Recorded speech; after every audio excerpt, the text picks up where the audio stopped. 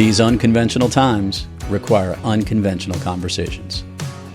Listen in as your host, Richard Gordon, engages in one-on-one conversations with numerous leaders, elected officials, politicians, and others to learn what's happening in your state, on the Hill, and across America.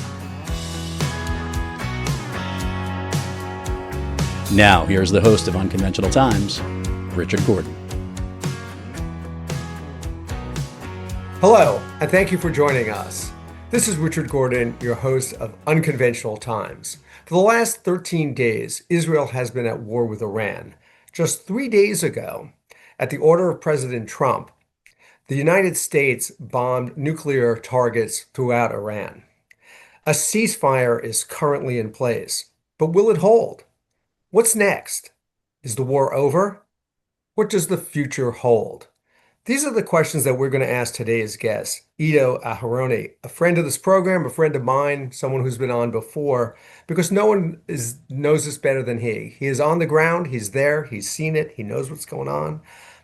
Ambassador Aharoni has been a distinguished career in public service, serving in the Israeli diplomatic corps for over 25 years. He was the longest serving Consul General to New York in the tri-state area. He was also a close advisor to, at the time, Foreign Minister Shimon Peres, and worked with him in negotiating with the Palestinians that led to the Oslo Accords. So he's coming up to us from Israel. So let me welcome Ambassador Aharoni to the special edition of Unconventional Times. Ambassador, welcome to the show. Thank you. Thank you so much for having me, and it's always a pleasure. Well, thank you, and we appreciate your taking the time. I know it's a crazy time over there. So let me just start right away. Day 13. Where are we? What's going on? What are you seeing? What are you hearing? What's your feeling? So it seems like both sides are interested in holding the ceasefire, and each side for its own reasons. And I would add the United States into the mix. And it appears that you can solve a military conflict if you provide each of the parties with an opportunity to tell their constituency their own narrative. So the Iranians are telling their people that they destroyed significant parts of the state of Israel. And let's be honest, the Israeli home front never had to deal with such damage. So the damage to property and the damage in life is unprecedented. Even in 1948, in the War of Independence, where my father was fighting from the bedroom window in his own house in Tel Aviv, we didn't see such devastation from ballistic missiles. The Israelis— And is this devastation localized, or is it throughout the country? Where is it mostly? Because I've seen, we're seeing what happened in Tel Aviv. We also saw it down south with, I guess, Ashdod or Ashkelon. I mean, down there as well. Where is the damage? So it's in about 25 different locations. Many of them are residential. The big difference between Iran and Israel in this war was that the Iranians deliberately targeted civilians. Deliberately, for example, targeted a hospital. Right. The Israelis deliberately targeted surgical targets like military leadership and people that were scientists that were working on the nuclear program, but it did not deliberately target civilians, although there was some collateral damage. So the Iranians are telling their narrative that Israel was defeated. The Israelis are telling their narrative. We brought Iran to its knees. We defeated Iran. And the Americans are telling the world their narrative, which is we brought this to an end and we obliterated the Iranian nuclear program. We delivered on our promise. And so you have real war on the ground, but then you also have the war of the narratives. And now there's a big debate between the administration and CNN because CNN report contradicts the American narrative. Well, I have a whole bunch of questions about that, but it seems that there are a lot of people who are contradicting President Trump on this. I mean, the president said immediately, we obliterated them. They'll never have a nuclear program. It's done. It's over. But it seems not just CNN, but a number of other security agencies, intelligence agencies around the world have said that's not true.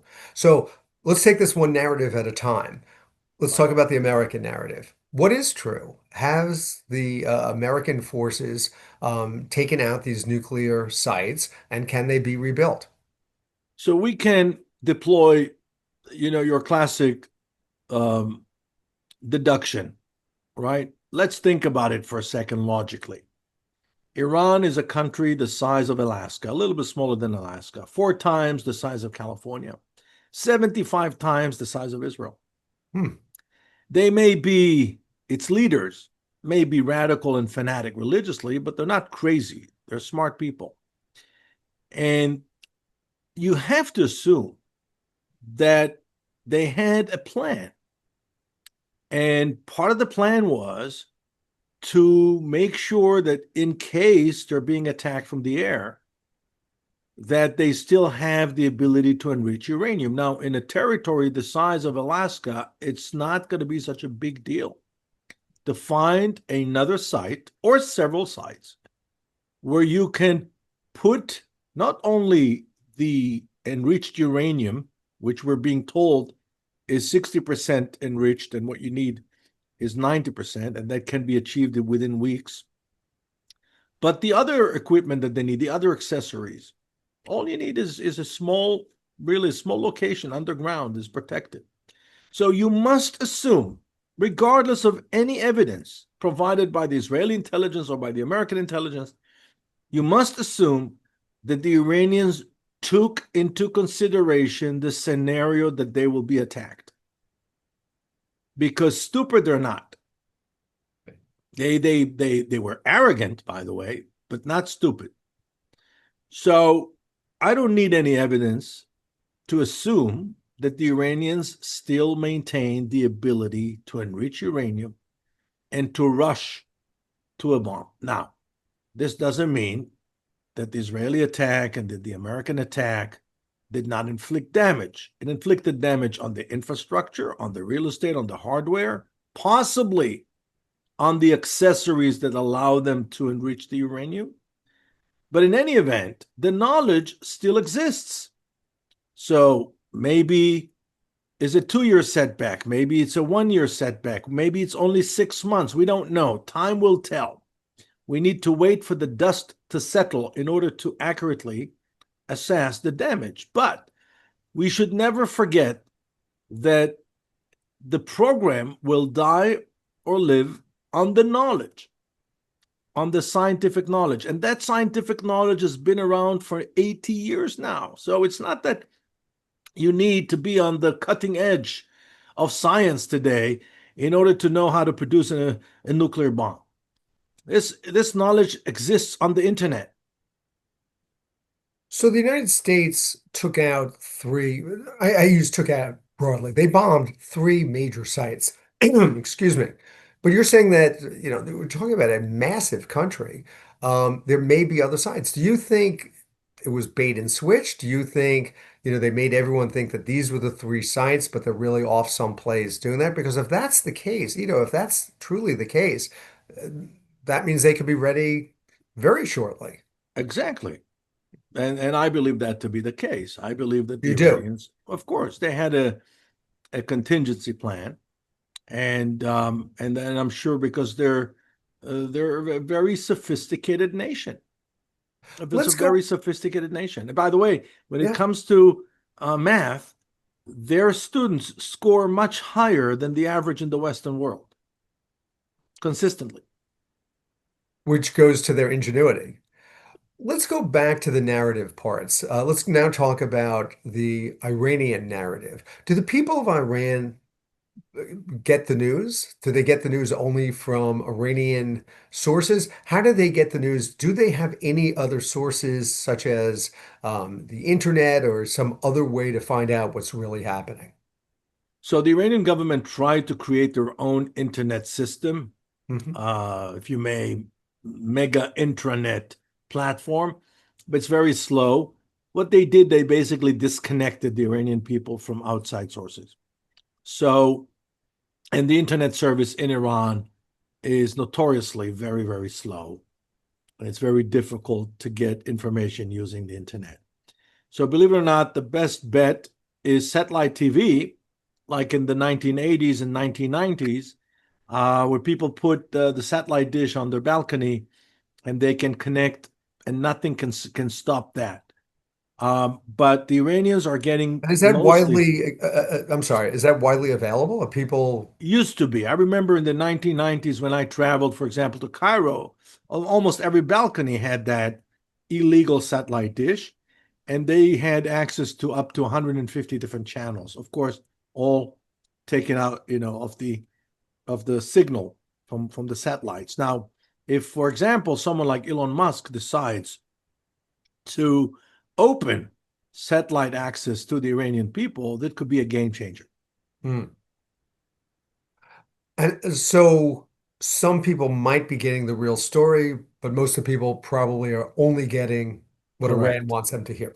What about Israel? What about Israel? I mean, obviously it's a democracy. People hear everything and see everything. But I assume when you walk down the street, I, excuse me, I know that you were in Tel Aviv this morning. I assume there's destruction to be seen. We haven't seen the destruction. We've seen Excuse me. the major traffic jams that were created as a result. But the Israelis are, very united in this effort. The government enjoyed the support of Israelis from left and right. Only a very small minority on the left opposed the war, which is not the case with the war in Gaza. Certainly not the case when you're talking about the need to release the hostages in the Gaza Strip. But in this case, most Israelis understood the need to strike preemptively because of the fact, because of the deadline, because of the report that came out from the IAEA, the International Atomic Energy Agency, and indeed even the U.S. administration and President Trump, who branded himself as a person who ends wars and does not start them. Even President Trump was eventually convinced that time is of the essence, and he gave Israel the green light to strike Iran. Let me ask you a question about that because Israel has spoken about the existential threat presented by Iran for an extraordinarily long time. I mean, I can tell you as on a personal experience, I met with opposition leader Netanyahu 17 years ago in a private meeting. And he said to me at that time, go tell George Bush he needs to go bomb Iran, because we have to stop this. And I remember talking to him about, like, why don't you do it? And he said, well, we don't have the bombs and we can't cross, other airspace without starting a war. So to a lot of Americans, a lot of Americans are saying, is this for real? I mean, is it really a threat? Tulsi Gabbard, who's, the national intelligence person for President Trump, has said there isn't a threat. Others have said there isn't a threat. There's a lot of confusion out there as to Right. whether this is real or not. Not whether this should have been done or not. Let's go back to the beginning, the premise. Was this real? Did Donald Trump get played in a way? I mean, for example, I know the prime minister talked to President Obama. I know he talked to, all this, the President Bush. He talked to President Trump the first time, But what happened what's so different this time? This is what people here don't understand. We don't understand what changed and what's so different. So, in practical terms, what changed is 10/11, 10/7. Right. October 7th, the massacre, the way it was done, the way the Hamas celebrated it, the way it was perceived by American progressives, shocked, and European progressives shocked the Israelis to the bone. And it hit a nerve. And when you say, let's go back to the beginning of this saga, and you say, and I think you're correct in describing the prevailing sentiment. The people just don't understand what's the urgency, what's the big deal. Why today? North Korea has weapons, nuclear weapons. Pakistan has nuclear weapons. You have India and Pakistan, Hmm. fighting only recently. Both of them have nuclear, right?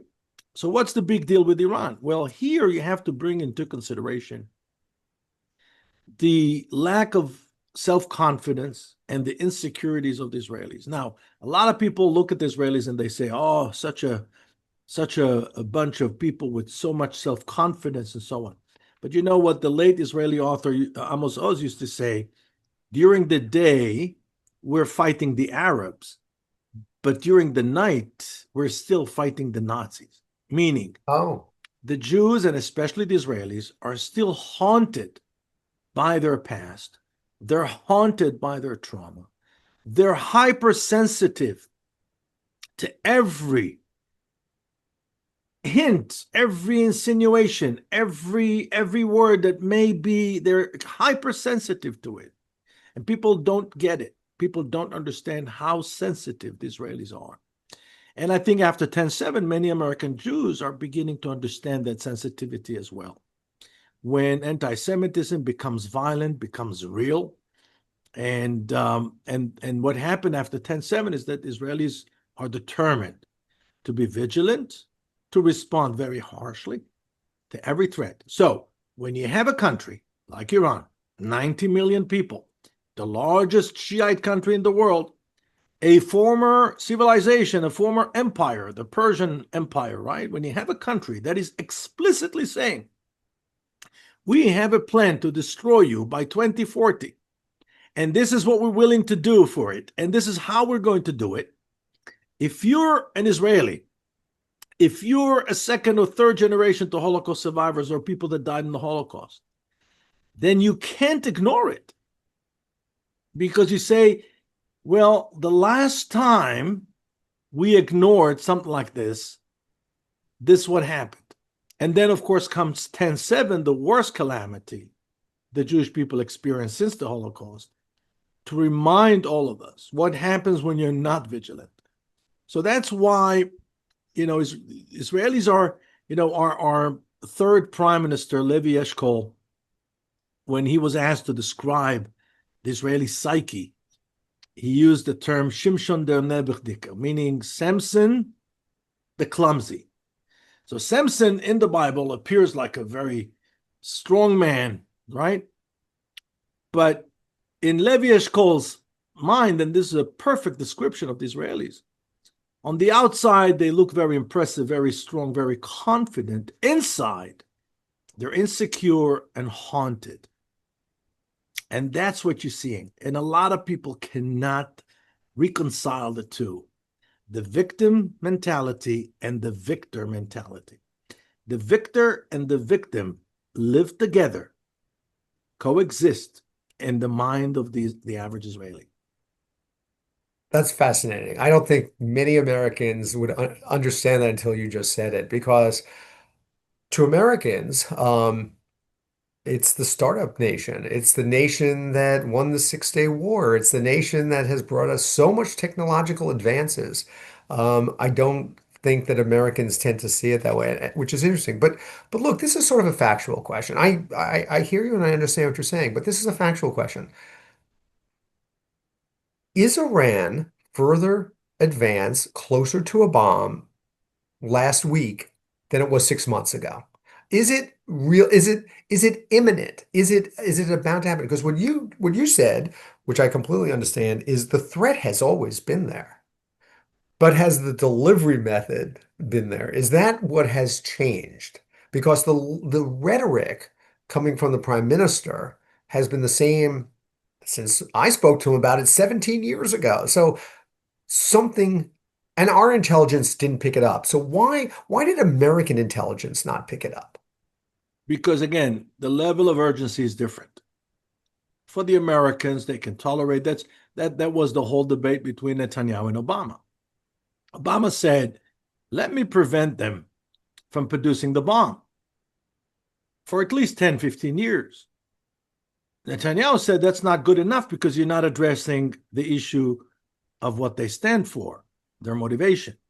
This regime wants us gone. They want to kill us. They need to be punished. They need to be sanctioned. And Obama said, let me prevent them from getting a bomb.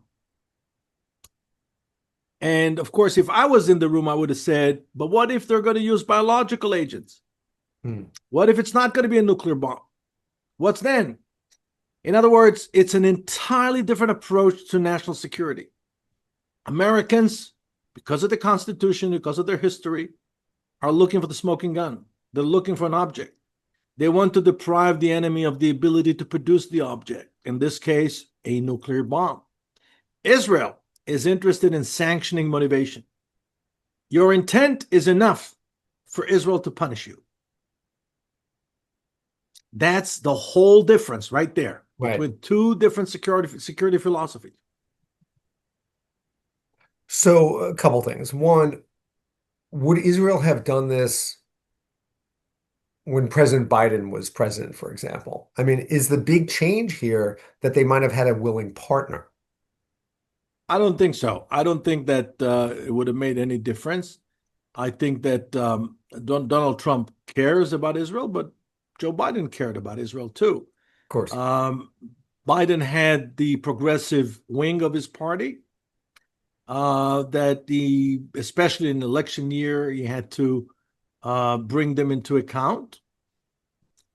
Obviously, now we know in hindsight there was a big mistake on his part. And Trump has the woke from the other side, the Steve Bannons of the world, that I don't think wanted him to do it. So each president had his own different limitations.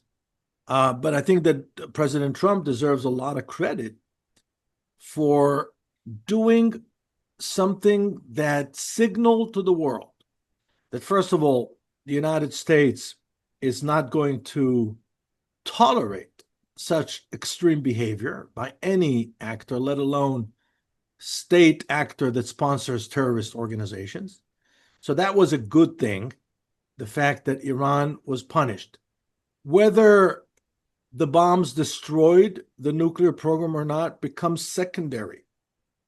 The most important thing is that the United States acted. Let me just give you an example from recent history.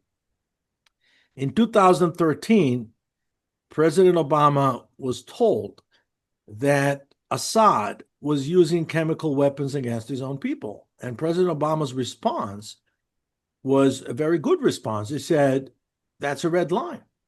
If this will be proven to me, there's going to be consequence. There's not going to, we are not going to be sitting idly by. And sure enough, evidence was shown to him that Assad was using chemical weapons against his own people. And President Obama, for whatever reason, I don't even know what the reasons were. I'm assuming public opinion was a big part of it. He didn't do anything. He went to Congress. He said, the British are not with me, blah, blah, blah. What happened a few months later? Do you remember? Putin invaded Crimea. Right. In other words, weakness is a very dangerous thing in the Middle East. It was a signal to the world. And exactly. And what we perceive to be in our Western culture, in our rational thinking, and I'm sure you're as a lawyer, you know that compromise in our culture is almost a value.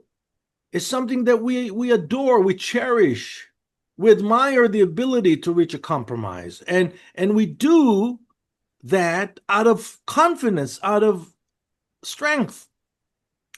But there are other cultures where the aspiration to achieve compromise is being viewed as a weakness, as a sign of weakness. And unfortunately, we are surrounded by many cultures, many societies that are like that. I'll give you the best example. Israel complied with UN Resolution 425 from that called for Israel's unilateral withdrawal from Lebanon. This happened in July of the year 2000, and the Prime Minister was Ehud Barak. Israel did that out of a position of strength. Israel had the self-confidence to withdraw out of Lebanon unilaterally. What did the Hezbollah do? They chased the Israeli soldiers, tried to hurt them and kill them as they're leaving Lebanon, and celebrating this as a defeat. Same thing Hamas did in Gaza after 2005. In other words, instead of taking your energy and saying, okay, let's look forward. Let's build something new. Let's do something to improve society. Let's make life a much better thing. Let's make our place, our city, our country, our region into a far more attractive place. Instead, they did exactly the opposite. And so it's a cultural thing. I can tell you that the Jews, when they came here, including my family, had an entirely different mindset. It was all about building and construction and growth, and you can see the difference. And a better life for their children. And even Winston Churchill, back in 1920, when he was the minister of the colonies, he predicted that. He predicted that cultural change. And I know it's not politically correct to say it, but look at the facts on the ground. Look at what Hamas did with Gaza. And what Hezbollah did with Lebanon. Yeah. You know, I remember sitting up on those hills overlooking Lebanon, and you look down and you just see the blown out buildings and the people hiding in the buildings with guns and whatnot. And they filled the vacuum that Israel left, but did nothing with it. So, but look, you're a guy, you've been a career diplomat. You spent 25 years in foreign affairs. You were instrumental in working on the Oslo Accords.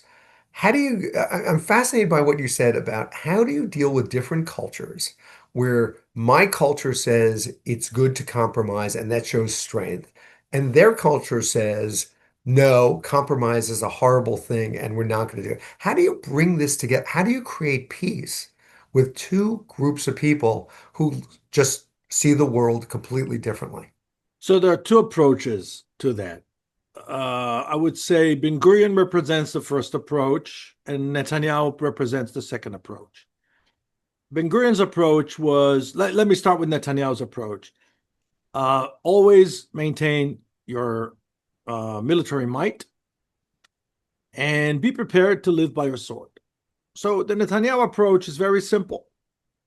You have to be strong. It's a dangerous area. There's very little sophistication to his approach. And when he tried to be sophisticated, it ended with a calamity.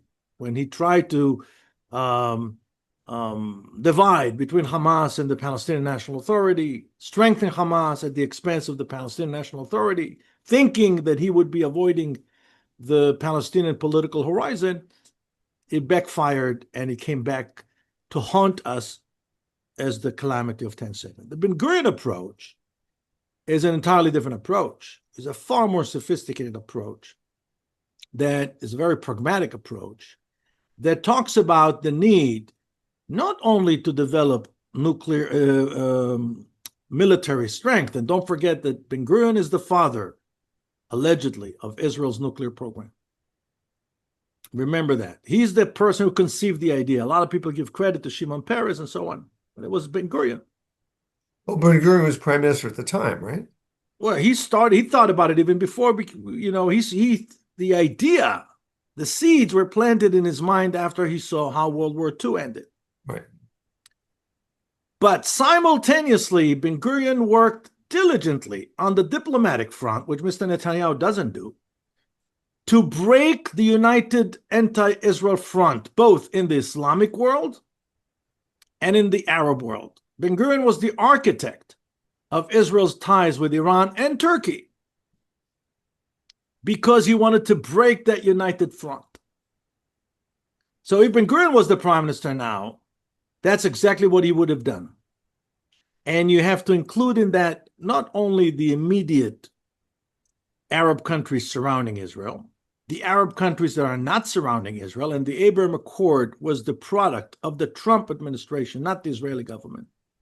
Remember that. And the tertiary circle, the Islamic countries around us, including, not to forget, Indonesia and Malaysia, and most importantly, where's India in the whole place? I can assure you, if Ben Gurion was alive, India would have been Israel's best friend, closest friend, because Ben Gurion would have cultivated the ties with India, and he was the person also who conceived the idea of siding with the United States and not with the Soviet Union, which is, again, something that a lot of people don't know, that it was not obvious that Israel will side with the United States in the Cold War. In the mid-1950s, there was a very strong political movement in Israel that supported the Soviet Union. Was that because there were a lot of Soviets emigres to Israel? Because the They were United States, socialists. They were right, of socialists, course. and they really bought into the Soviet propaganda. Even though the United States, under Truman was the first to recognize Israel? But the United States did not help Israel. The United States did not, well, the mayor of New York at the time, LaGuardia, helped Israel. Right. American Jews helped Israel. But the Americans diplomatically, did not oppose, but certainly did not help. They did not help. The Soviets did not help. The Brits and the French, of course, did not help. Right. So who helped Israel? American Jews. Right. And that was, and I always say that too when I address groups of American Jews, that the state of Israel was born due to a large part because of their help. It wasn't just financial help. 3,000 volunteers came to fight here. It's a significant number. So you raised the point, you talked about these circles in the Middle East, and you raised other countries. Let me just ask you, I mean, it's somewhat striking, and I go back to my conversation with opposition leader Netanyahu all those years ago and his concern about Jordan and other countries entering into the war. But that hasn't happened this time. And you really haven't heard much from the Saudis, from the Jordanians, from the Egyptians. You really haven't heard much from anybody in the Middle East about this. Why is that? Because Iran is isolated. Iran is a Shiite nation in a sea of Sunnis. And not only that, they managed skillfully to sour their diplomatic ties with the other large Shiite country, which is Azerbaijan to their north. So Iran is acting out of weakness, not out of strength. They feel isolated mentally as well as physically.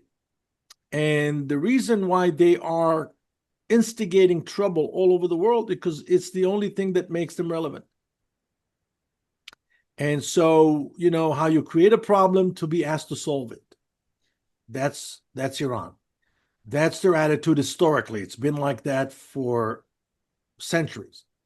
And they are, they're leading a nation, a very talented nation, down a path that is going to inflict only more and more misery on the people because they're gaining nothing out of it. Because in the moment of truth, no one was there. Not the Russians, not the Chinese, not even their proxies. Right. No one was there to help them in the moment of truth. Bunch of questions on that, but let me just go back to something I get asked all the time. Why didn't Israel use ground forces after they had done all this other stuff, after the Americans had bombed the nuclear reactors? Was there ever a thought to using ground forces to make sure that they have literally taken out these nuclear facilities?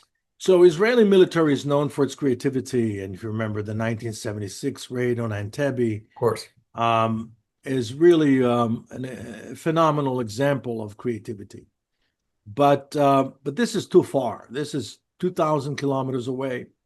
How are you going to make sure? And plus, you don't have nearby military bases or any other terrains that can be used as a launching pad for your helicopters. So if Israel had an aircraft carrier, it would have been different. But we don't. We don't have any of that. And I assume they could So, not use American bases because America has bases throughout the Middle East. well, but probably the United States would not have allowed that. Right. That's exactly what the Americans wanted to avoid, to be dragged into this. So there's always a creative solution, and you can always use ground forces. I don't know if even in Entebbe, the unit that released the hostages was relatively a small unit, but they were surrounded. The perimeter was surrounded by hundreds of Israeli paratroopers that did not participate in the actual release of the hostages, but they were protecting the entire the airport. And so you could theoretically conceive a similar plan, but that would require at least 2 or 3 divisions. Very risky. What if something goes wrong? Then you have hundreds of Israeli soldiers left in a far territory to fight. How long can they fight? How much ammunition can they carry? How much food can they deliver to those fighters and so on? And I agree that the fact that Israel dominated the Iranian skies and that Iran lost its air defense capacity probably could have helped and could have been a big plus, a big advantage for Israel carrying out such a ground offense. But I think in this case, it was too risky, too risky. Do you think that Netanyahu and Trump had an agreement going into this that if we get to a certain stage, we're going to look to you to take this out militarily? Do you think, I mean, it's hard for Americans to believe that Israel went into this alone without some type of wink or nod or something even more formal that America will be here, we'll give you the bombs you need to take this out. Do you think that happened? In a normal diplomatic setting, I would have said for sure Israel received a green light from the United States. But we live in a very strange system. It's one big disruption, and so I can't tell you for sure that I know what happened. I really don't.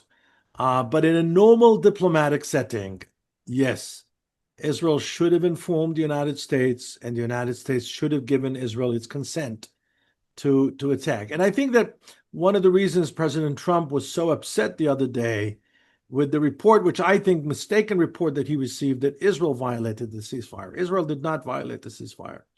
The ceasefire was violated by the Iranians first. I heard the sirens in my own ears. I was sitting right here. The Iranians violated it. And then Israel wanted to respond. But somehow he got a different story, as if Israel violated the ceasefire first, which was then reported in the media that way. Also, So I think one of the reasons he got so upset is because he felt that this was done without coordination. Also, we're hearing stories that the Russians may be holding the enriched uranium. They may not be. It may be hidden elsewhere. Do we have any further Yeah, it thoughts? doesn't. It's secondary, as I mentioned before. Yeah. It's secondary. The most important thing that happened here is Iran was punished. Iran was punished for its intentions, right? And it's a sign for the future. So, If they didn't get the memo that yeah. Israel is a different country after 10/7. And let me tell you, if Israel will see, doesn't matter who the prime minister is, and doesn't matter who's in the White House, if Israel will have indications that they are preparing, let's say, God forbid, a nuclear experiment somewhere, you'll see the same thing happening. But it appears that the purpose of the actual mission has changed, right? So at first, to me, the mission was take out the nuclear capability. That was number one. Number two was get rid of the military itself. And then I think number three is now, are they going to change the government? Is there going to be regime Right. change? Correct. So it changed because, again, Israeli system is a political system, is a very dynamic system. And so what happened was it started with a declared goal of let's cripple the nuclear program. Then they started shelling missiles. They said, oh, then we need to cripple their ballistic missile capacity. And let's finally bring about a regime change. All three things were said by Israeli decision makers. And the Americans were very clear that they were not part of that narrative at all.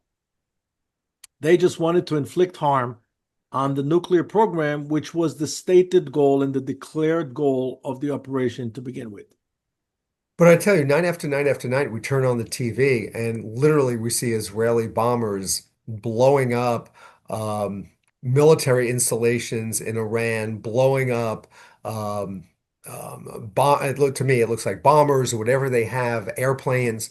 I mean, it looks like the objective is much broader now, and that it looks like they've really crippled Iran, and that the sky, that they have free reign over the skies.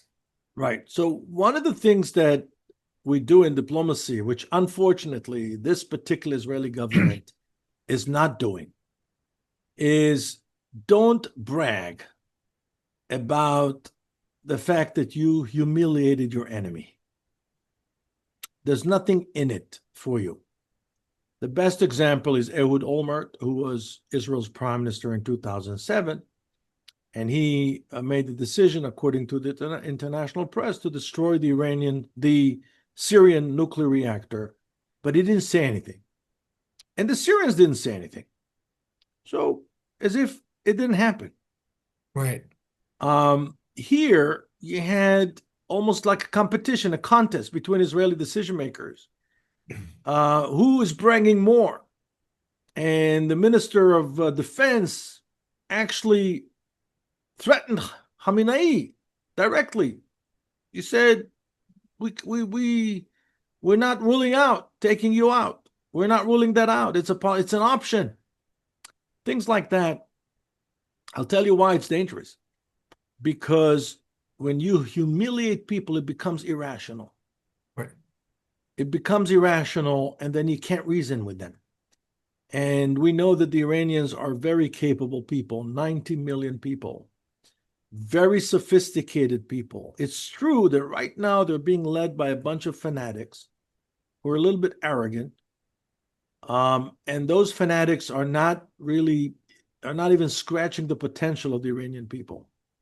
But one day, and that was the big fear of taking out Khamenei, is that even the people that oppose the regime will side with the regime because their national pride was hurt. So where do you think the Iranian regime goes? Do you think that, I mean, I've even heard talk about the Shah's family coming back. People have been talking about all types of different things that may lead Iran into the future. I mean, it is a country that has, resources and a lot of people and could do a lot of great things Right. were it led in a different direction. So here's the thing, and it's true to theocracies, autocratic regimes, dictatorships, and also it's true to all these people that are buying into the toxicity of identity politics. If everything that you have to offer is anchored in the past, then you're going nowhere. You're going absolutely nowhere. If you can't get over the past, if you keep on dwelling on what happened and you keep on feeling miserable for things that happened to your ancestors, you're going nowhere. And I learned that lesson from my parents. That really came from extreme poverty, but never looked back. They never allowed others to define them. They proactively built their own future, raised the family, always obsessed with the future, not with the past. My father was raised in an orphanage. He never said a word about it. He had all the reasons in the world to feel miserable. He did not. My father looked like an Arab, had a big mustache. And when I was a young kid, there was a bombing in the grand bus station in Tel Aviv, the central bus station in Tel Aviv. And the police was looking for suspects, and they arrested my father. He spent the whole night in prison because they thought he looked Arab. He looked Arab with the mustache and all that. Wow. It never broke his spirit. He understood why it happened, and he looked forward. By the way, I learned that from Shimon Peres, who was obsessed with the future. And when you think about identity politics in the West, especially in America, it's all about the past. It's all about reducing people to only one dimension of who they are. Right. And developing a whole set of expectations of them based on that narrow dimension. It's, to me, the epitome of injustice. It's hard to bring people together and have a cohesive society and a fair and just society if we only look at you one way and if we don't see you, all of you, and what you can be and what you can contribute. And that is a problem. And I think that is a problem that America has tried to deal with not particularly well for an We extraordinarily long period of time. And you we look at have the other, same problem here. The difference is that identity politics is toxic on the Israeli right. In Mhm. America, it's predominantly toxic on the American left. It's interesting. My former boss, many years ago, used to talk about a mosaic of America. That every nationality, every ethnicity has a piece in this mosaic, and it all comes together in something prettier than each individual piece. And I always thought that was a wonderful Right. metaphor and a wonderful way As to long look at life. exactly, as long as as we remain loyal to the original idea of synergy, of 1 and 1 equals 4, and let's celebrate our similarities rather than highlight our differences. But And you that's don't not have what's to, happening. but you don't have to lose your identity either. You could be a proud, Of course. whatever group you come from, but still For be proud example, of the whole. And I think that's what we need to get back yeah, to. Let me ask you a political question. Netanyahu, you've brought up the prime minister many times. I think to a lot of us who were watching Israel after October 7th, and then I'm going to ask you a specific October 7th question, but when we looked at Netanyahu after October 7th, we saw him as severely weakened, thought that his administration was going to come to an end and whatnot. As I sit here today and look at him, I see someone much stronger politically. Is that an accurate reading on my part? yeah. Where do you see his political strength today? Well, first of all, he's not getting any younger. That's a big disadvantage. So you can see the age and the fatigue. Um, but certainly he has experience, and experience is something very valuable. Add to that the fact that he's the most skilled politician and the best campaigner that we've ever had in Israel. That doesn't take away the calamity of 10/7.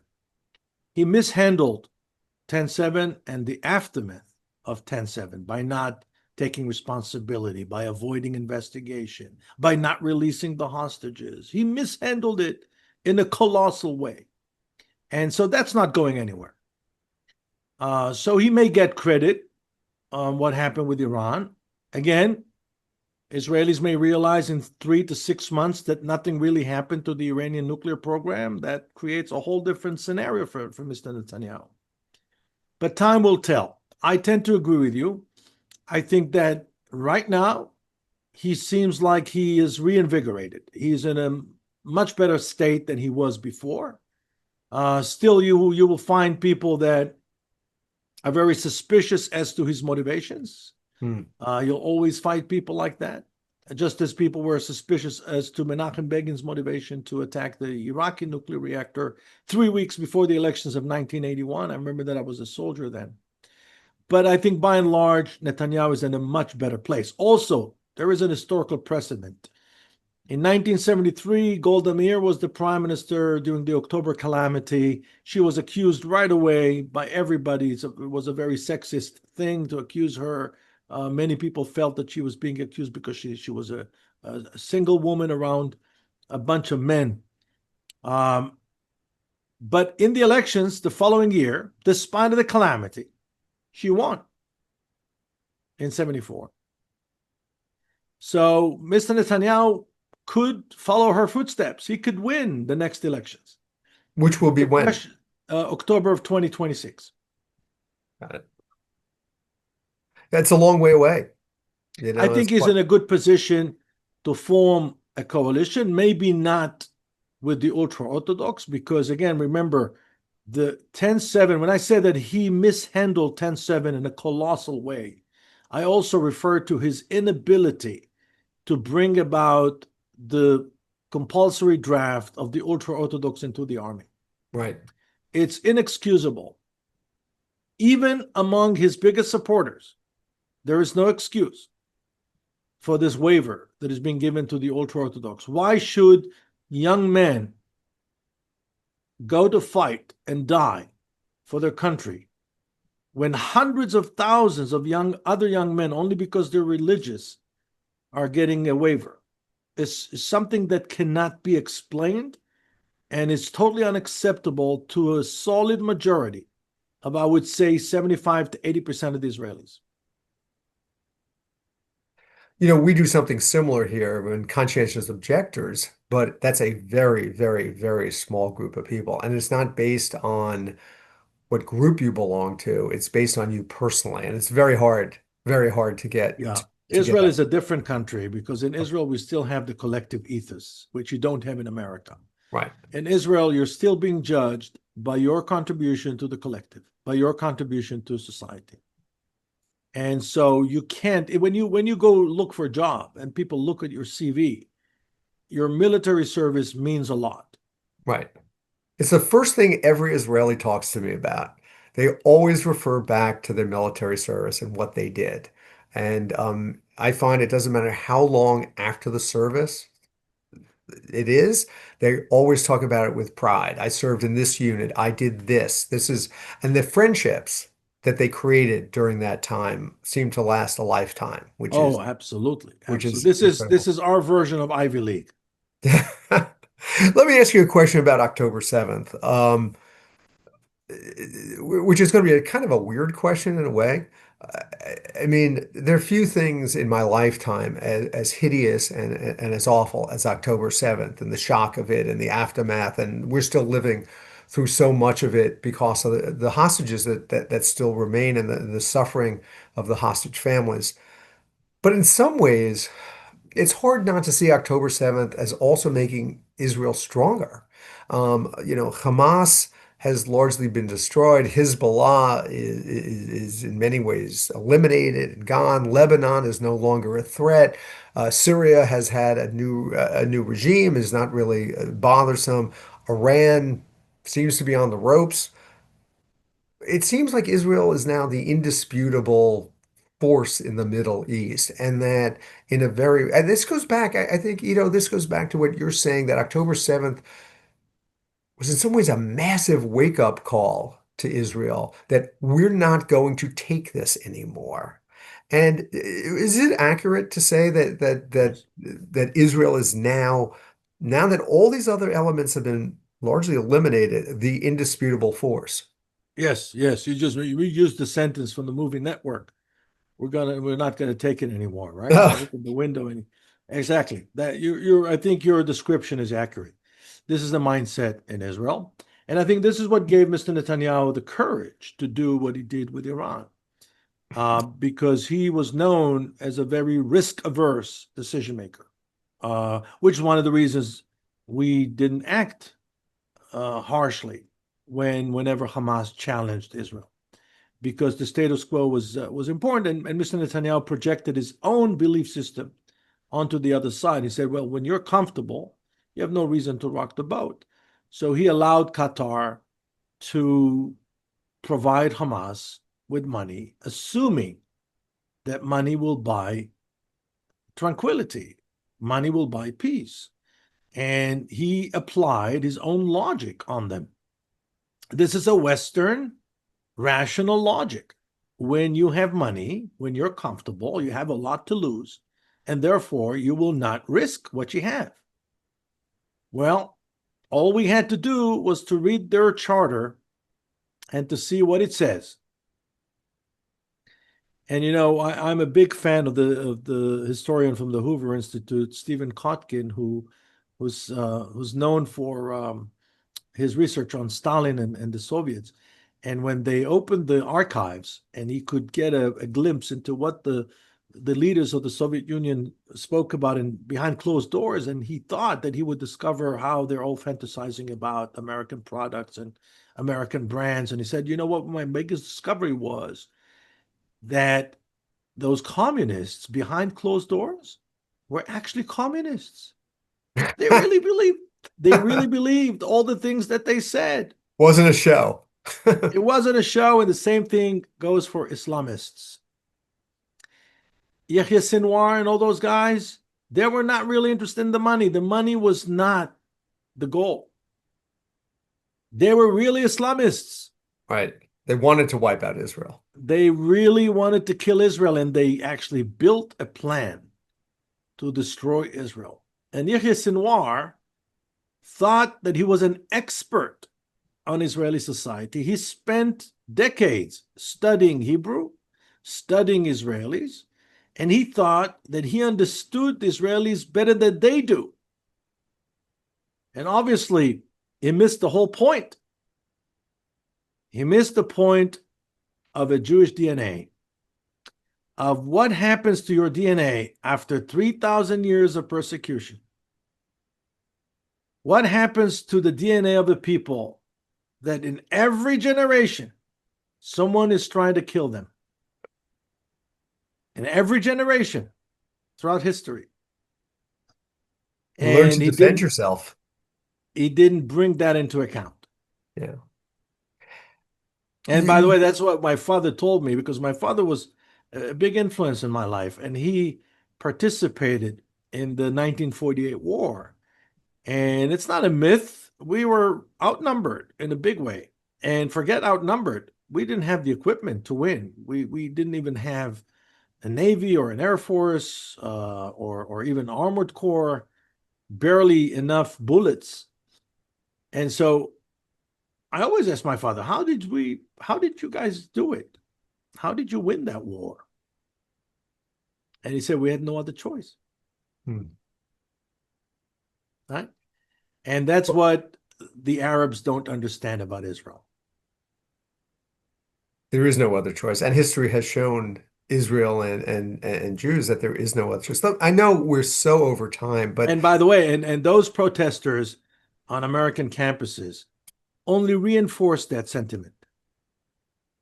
So they were thinking that they're intimidating, harassing, blah, blah, blah, and they did harass many Jewish kids on the campus of Harvard and Columbia and so on. But here, to the Israelis, it only added to their motivation to fight.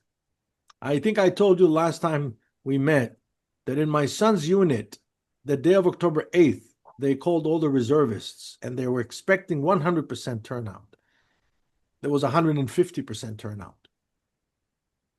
People that were not called showed up.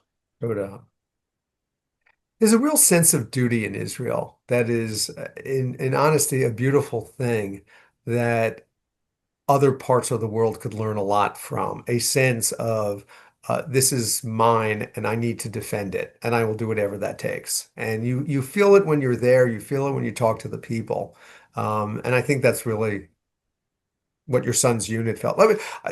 I love chatting with you, but I don't want to take your entire day. Let me just really quickly. We're all talking about Iran. We're not talking about Gaza, but Israel is still very active in Gaza. What's going on? And do you think without Iran backing up Hamas, backing up Gaza, what does that do for the peace process and the prospects in Gaza? Again, I don't know if Mr. Netanyahu is the person to capitalize on this opportunity. But maybe now at his age, maybe he will do. I don't know. But Israel is in an excellent position to truly change the Middle East right now. To truly change the Middle East.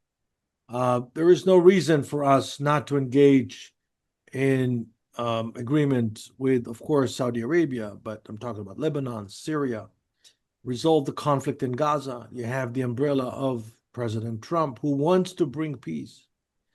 And there's scores of other Arab countries that are happy that Israel inflicted major harm on Iran. Remember, Iran is the most hated actor in our region.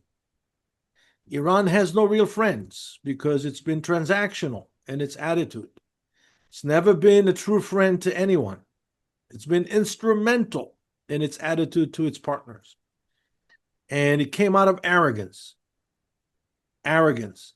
The fact that they attacked Israel in April and October of 2024 was an act of arrogance that turned out to be the main reason for this 12-day calamity that they suffered.